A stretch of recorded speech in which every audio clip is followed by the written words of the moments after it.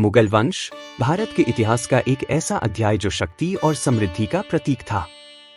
लेकिन हर महान साम्राज्य की तरह इसका भी पतन हुआ।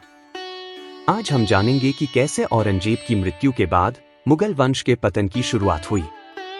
एक ऐसा पतन जो संघर्ष और साजिशों से भरा हुआ था।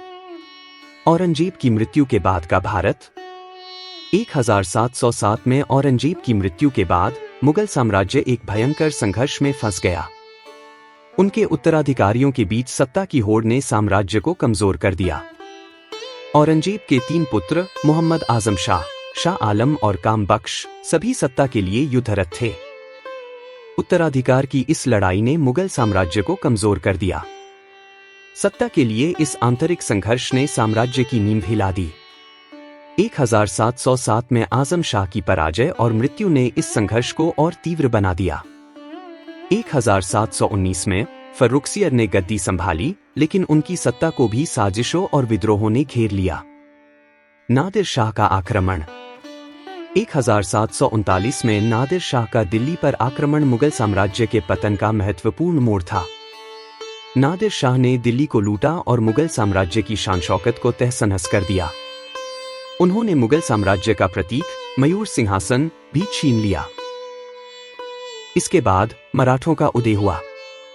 उन्होंने मुगल साम्राज्य की कमजोरियों का फायदा उठाया और साम्राज्य के बड़े हिस्से पर कब्जा कर लिया।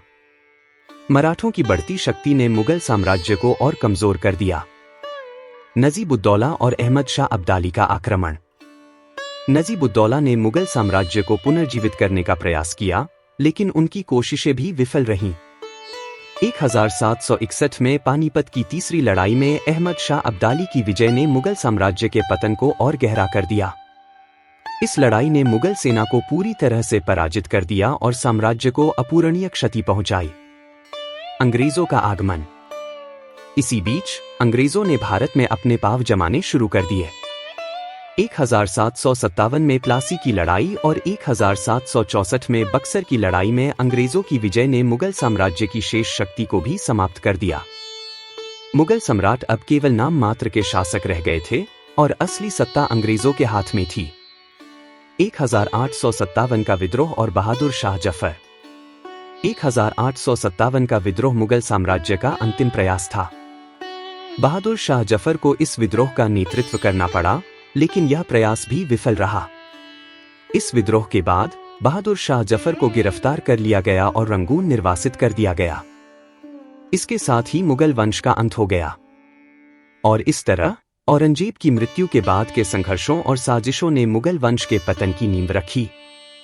यह पतन एक महान साम्राज्य के अंत का प्रतीक था, जिसने भारतीय उपमहाद्वीप के इतिहास को हमेशा के लिए बदल दिया।